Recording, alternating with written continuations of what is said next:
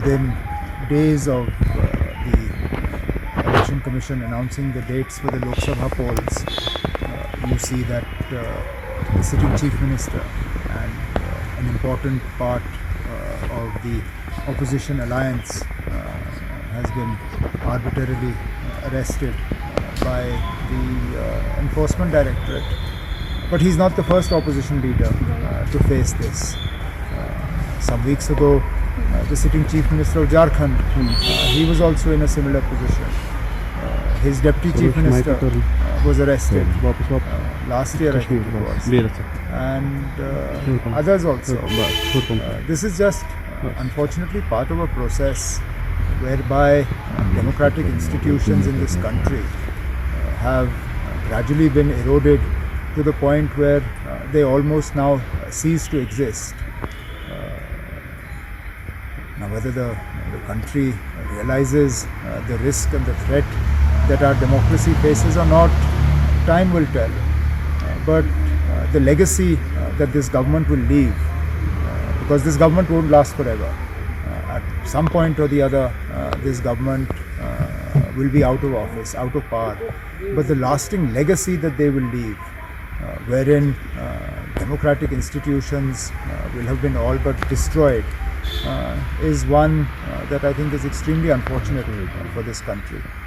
As for Aam Aadmi Party and the others, this is a fight that will continue.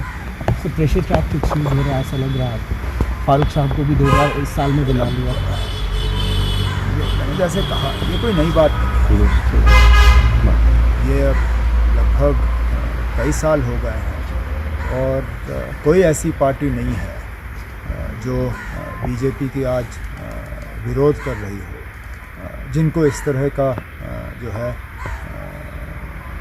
इस तरह के हमलों का सामना ना करना पड़े। ये हमारी नई जो जमहूरियत पिछले 5-6 साल से इस मुल्क में कायम हुई है, ये उसका एक छोटा सा हिस्सा है। लेकिन अगर आप देखें तो तमाम जो जमहूरी दायरे हैं, डेमोक्रेटिक इंस्टीट्यूशंस, एक एक करके उनको खोखला कर दिया गया है। यहाँ तक कि अब आम तौर पे लोग ज़्यादा अदालत से भी इंसाफ की उम्मीद नहीं करते थे। कम से कम जब इंदिरा गांधी के दौर में इमरजेंसी लगा तो लोगों को ये भरोसा था, ये विश्वास था कि और कुछ नहीं तो अदालत के दरवाज़े खटखटा के हम वहाँ से कुछ हासिल कर सकेंगे। लेकिन आज अदालतों में अब ये हाल हो गया है कि जैसे ही जज का ऐलान होता है तो हमें पहले ही से ही पता होता है कि जज का फ़ैसला क्या होगा। ये अगर हमारे अदालतों का हाल है तो आम लोग किस पे यकीन करें, किस पे भरोसा करें? और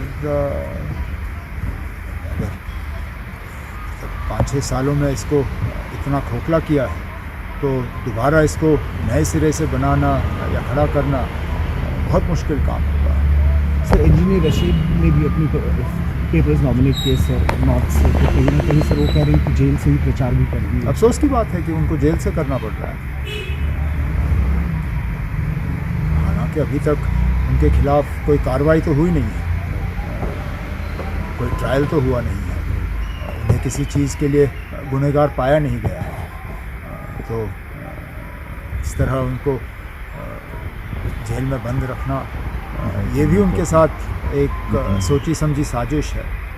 और सब जानते हैं कि इसके पीछे जम्मू कश्मीर का कौन सा सियासतदान जो है वो इसके पीछे है।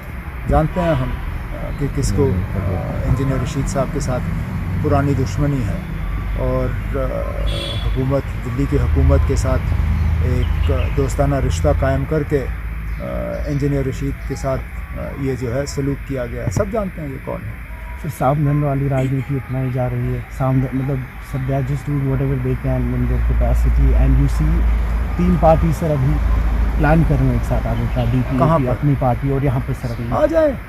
ये जहाँ तक जम्मू कश्मीर की सियासत का सवाल है, पार्टियों का एक साथ आना ना आना ये कौन सी नई बात है। जहाँ तक सबका नेशनल कॉन्फ्रेंस के ख़िलाफ़ खड़ा होना, ये तो हमने शेर कश्मीर के वक्त में भी देखा।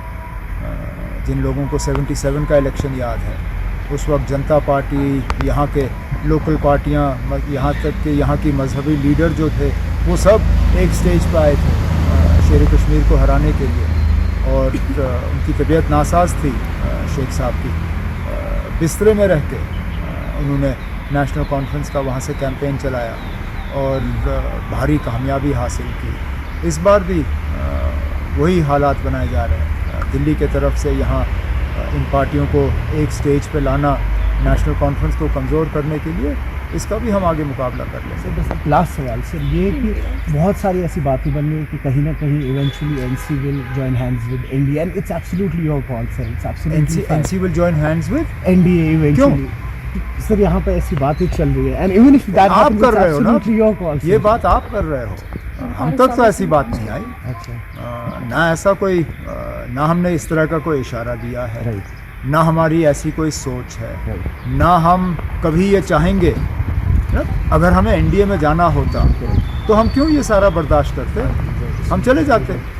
हमारा एनडीए के साथ कोई लेना देना नहीं है, ना हमारा एनडीए के साथ कोई लेना देना होगा। हम अभी खड़े हैं बीजेपी को जम्मू कश्मीर से शिकस्त दिलाने के लिए, और इंशाल्लाह लोगों का साथ रहा तो उनको भारी शिकस्त दिला के यहाँ से वापस भेज दें। So one last question. Like Farooq Saab has been saying that they would never make an alliance with BJP. So do you think he'll have to bear the brunt of this because he is also facing ED action? I'm not going to get into that. Sai Om power system लाए है होली धमाका offer. अब हर Exide Neo e rickshaw की खरीद पर पाएं एक 32 इंच की एलईडी और 5100 रुपए का डिस्काउंट।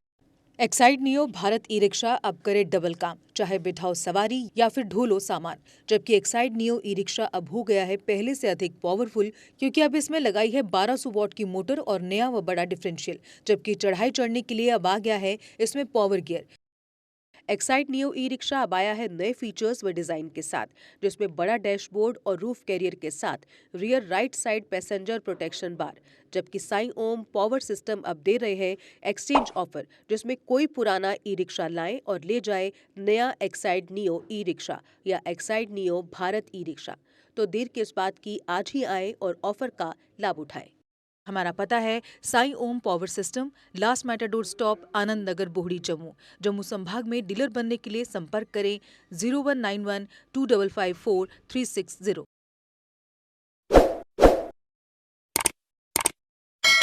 जम्मू कश्मीर की खबरों के लिए जुड़े रहिए जेके अपडेट के साथ।